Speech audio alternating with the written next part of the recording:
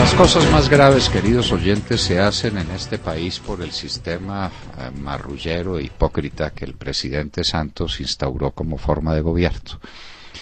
Acaban de dar por terminado el largo capítulo de la extradición en Colombia, lo que no significa que acaben con el narcotráfico, al contrario, es la manera de estimularlo y de garantizarle a los narcotraficantes que no tendrán una cárcel en los Estados Unidos, que es lo único que les preocupa, porque saben cuán frágiles son las cárceles en Colombia y cuán penetrables son los sistemas judiciales en el país por las vías de los halagos o por las vías de las amenazas.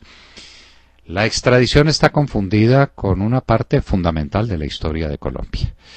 Cuando los colombianos abrimos los ojos y nos dimos cuenta del fenómeno que se venía encima, ya estábamos invadidos por el narcotráfico, que empezó por ser una simple tarea de intermediación entre la coca que se producía en el sur de Colombia, en el Perú y en Bolivia, y por los ávidos consumidores de los Estados Unidos. Ahí aparecieron los narcotraficantes colombianos. Pero un día, en épocas del presidente Pastrana, cuando estaba prácticamente caído, descubrimos que había 300.000 colombianos sembrando coca en los llanos orientales. 300.000, recordamos muy bien la cifra porque es exactamente el número de propietarios de fincas de café que hay en el país. Habían montado una cultura, como una cultura agraria, como la cafetera, en el bosque, rompiendo el bosque, quebrando las selvas para siempre, arruinando el porvenir de Colombia para sembrar coca. Esto venía pues de antiguo, ya el doctor López Michelsen había dicho que para qué el embeleco de las exportaciones cuando tenía tanto dinero en las cuentas corrientes del Banco de la República. Estábamos inundados por lo que se llamó la ventanilla siniestra. Desde allá, desde tan hondo recuerdo en el tiempo tenemos el del narcotráfico. Desde la época de López Michelsen teníamos que, o nos dábamos el lujo de acabar con las exportaciones porque dólares era lo que sobraba. Lo que sobraba era efectivamente el narcotráfico y no los dólares.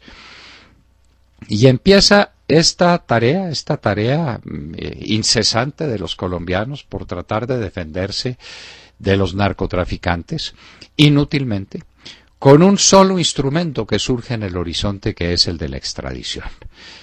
Capturar a un narcotraficante y enviarlo a los Estados Unidos, eso era posible. Y los narcotraficantes resolvieron montar aquella famosa organización que se llamó la de los extraditables, que por poco acaban la República. Casi nos cuesta el país entero la institución de los extraditables. Eran bombas aquí y allá, eran las amenazas en todas partes, eran asesinatos de gente de primera condición, eran voladuras de los periódicos más famosos, que El Espectador lo era entonces justamente cuando estaba en manos de una generación que lamentablemente no tuvo sucesores. Pero las cosas llegaron a un punto crítico cuando el presidente Belisario Betancur, lleno de buena fe, le decreta la paz a los colombianos y las FARC, al amparo del narcotráfico, crecen exponencialmente su capacidad de influencia sobre la vida nacional. Y todos los movimientos guerrilleros se hacen fuertes en aquella época, y eso desemboca nada menos que en la tragedia del Palacio de Justicia. En esa tragedia del Palacio de Justicia, los narcotraficantes, aliados con los bandidos del M-19, asaltan el palacio para asesinar a los magistrados de la Corte Suprema de Justicia porque iban a aprobar o a declarar como exequible el tratado con los Estados Unidos. Eso fue lo que ocurrió, esa es la verdad. El ejército de Colombia salvó el país de una catástrofe y la policía colombiana también. Salvó el país de una catástrofe, enfrentaron a los bandidos y ahora el resultado es que los defensores de las instituciones colombianas están en la cárcel y los atacantes, los alevosos atacantes del Palacio de Justicia están celebrando, y de qué manera emocionada, los 25 años de la paz que le decretaron al país después de haber hecho lo que hicieron. Bueno, Colombia trató de dejar atrás esas circunstancias trágicas del Palacio de Justicia y a enfrentar ¿qué? A enfrentar lo que vivimos después. De los años 86 al 90, en la época de Virgilio Barco, no hacíamos otra cosa que esperar cuál era el próximo ataque de las FARC a un pueblo y cuál era la próxima bomba que ponían los extraditables. Fue Colombia un infierno por el tema de la extradición. Ese exactamente era el punto. Y personajes siniestros como Luis Carlos Leder, como Pablo Escobar, como los Rodríguez Orejuela, todos aceptaban cualquier cosa con tal de que no tuvieran que enfrentar el drama del narcotráfico, el que para ellos era el drama del narcotráfico. Eso costó nada menos, queridos oyentes, que la muerte de Luis Carlos Galán, es decir, que costó toda la trayectoria histórica del país. La muerte de Luis Carlos Galán quebró la vida del país. ¿Qué hubiera sido Colombia con Luis Carlos Galán?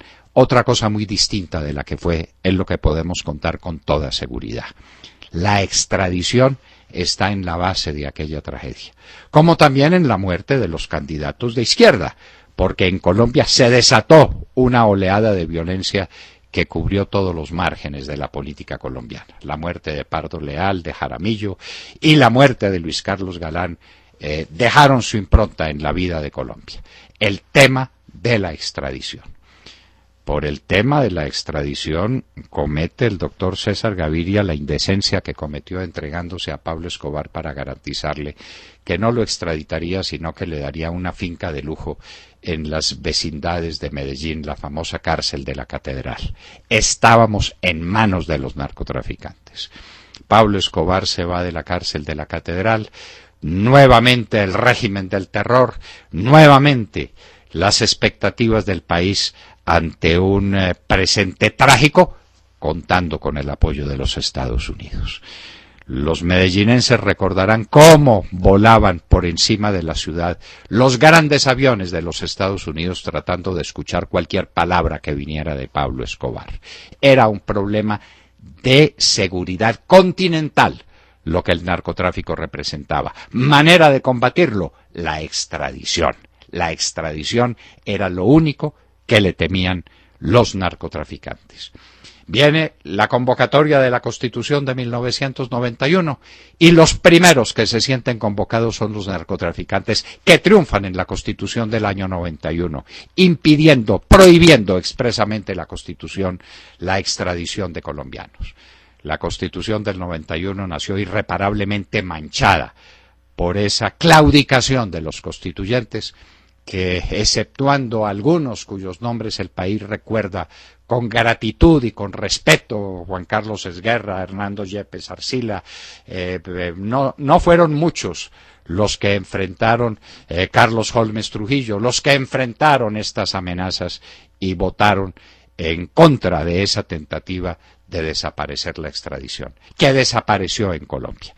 Y que desapareció y que solamente volvió a aparecer cuando Ernesto Samper contra la pared tiene que aprobar un acuerdo con los Estados Unidos, pero eso sin narcotráfico solamente para el futuro, para perdonarle a los narcotraficantes del pasado sus viejas hazañas, sus terribles hazañas contra los colombianos. La historia del narcotráfico es la historia de la tragedia de Colombia. Y la historia de la extradición es la representación de la lucha de Colombia por tener un destino decente, por librarse de las garras de los narcotraficantes, por superar esta tragedia fantástica que cubrió todo el horizonte de la patria. Y ahora, como quien no quiere la cosa, sin que nos demos cuenta apenas, por una resolución ejecutiva, el presidente Santos acaba con la extradición. Le garantiza a un bandido, hermano de Fabián Ramírez, que es uno de los peores bandidos de las FARC, que no será extraditado hasta que se cumplan unas condiciones que sabe muy bien el presidente Santos, como sabe muy bien cualquiera que no sea redomadamente imbécil, que son condiciones que no se cumplirán nunca, que no se podrán cumplir. Señores, la extradición ha dejado de existir. Señores, toda la sangre que se derramó en Colombia, todo el horror de las bombas, todo el horror, toda la tragedia colombiana de tantos años, ha quedado sepultada en el olvido. Volvimos a la época en que no hay extradición.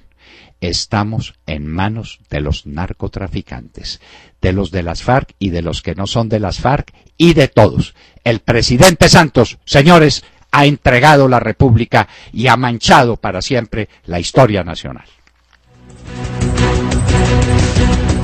Acaban de escuchar el editorial del doctor Fernando Londoño en La Hora de la Verdad en Radio Red a las 7 de la mañana, 26 minutos.